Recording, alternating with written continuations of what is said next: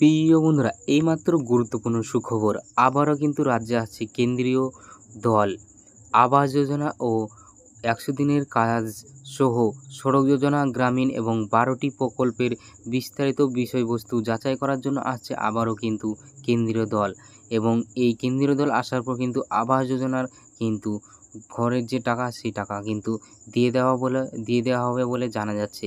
তো বন্ধুরা, কি আপডেটে বলা হচ্ছে, কবে পাবেন আবাস যোজনার টাকা, বিস্তারিত জানাবো এই ভিডিওটির মাধ্যমে। তো জানতে আপনার ভিডিওটি প্রথম থেকে শেষ পর্যন্ত অবশ্যই দেখতে থাকুন এবং আমাদের এই চ্যানেল নতুন হলে চ্যানেলটিকে সাবস্ক্রাইব করে পাশে থাকা বেল আইকনটি অবশ্যই অল করে রাখবেন পরবর্তী লেটেস্ট আপডেট সবার আগে দেখার জন্য।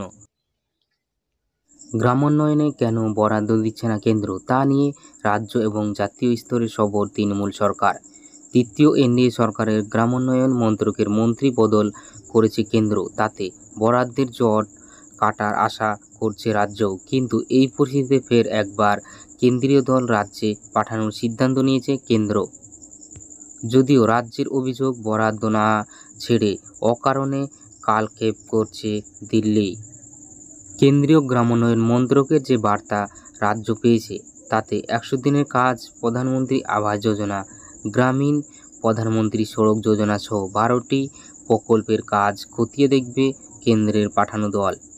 রাজ্যের ১৯টি জেলা ঘুরে অন্তত ৩টি করে ব্লকের ১০টি করে গ্রাম পঞ্চায়েত কাজ সরাসরি গিয়ে দেখবে তারা। কেন্দ্রের বার্তা, জেলাশাসক, জেলা পরিষদের সিইও সহ আধিকারিকদের হাজির থাকতে হবে কেন্দ্রীয় দলের জন্য।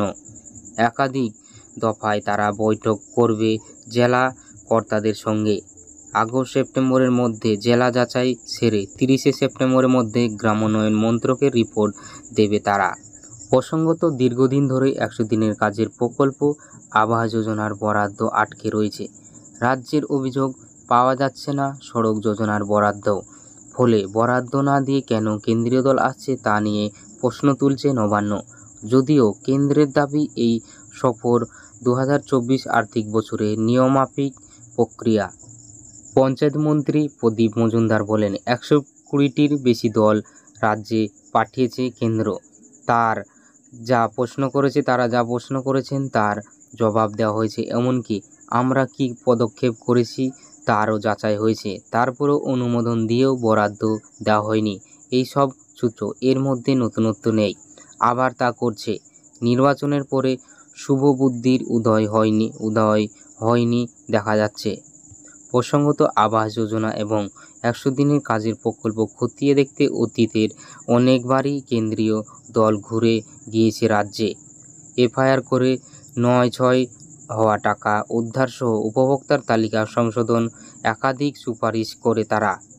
রাজ্যের দাবি, সেই সব পদক্ষেপ করে কেন্দ্রকে রিপোর্ট দেওয়া হয়েছিল, তারপরেও আটকে রয়েছে বরাদ্দ। এখন গ্রামোন্নয়ন মন্ত্রকের মন্ত্রী হয়েছেন গিরিরাজ সিং চৌহান। তিনি প্রতিটি রাজ্যের সঙ্গে আলোচনা করছেন বলে প্রশাসনিক সূত্রে খবর। এ রাজ্যেও তেমন বৈঠকের জন্য প্রস্তুতি নিচ্ছে। পাশাপাশি মুখ্যমন্ত্রী মমতা বন্দ্যোপাধ্যায় প্রধানমন্ত্রী নরেন্দ্র মোদীকে একাধিকবার চিঠি দিয়েছেন, বকেয়া ছাড়ার অনুরোধ জানিয়েছেন। তারপরেও কেন্দ্রীয় দলের আসার বার্তাকে তাৎপর্যপূর্ণ বলেই মনে করছেন বিশেষজ্ঞদের অনেকে। তো বন্ধুরা, এই ছিল আজকের আপডেট। তো বন্ধুরা, আপডেটটি ভালো লাগলে লাইক, কমেন্ট, শেয়ার এবং সাবস্ক্রাইব করতে অবশ্যই ভুলবেন না। সাবস্ক্রাইব করে পাশে থাকা বেল আইকনটি অবশ্যই অল করে রাখবেন পরবর্তী লেটেস্ট আপডেট সবার আগে পাওয়ার জন্য।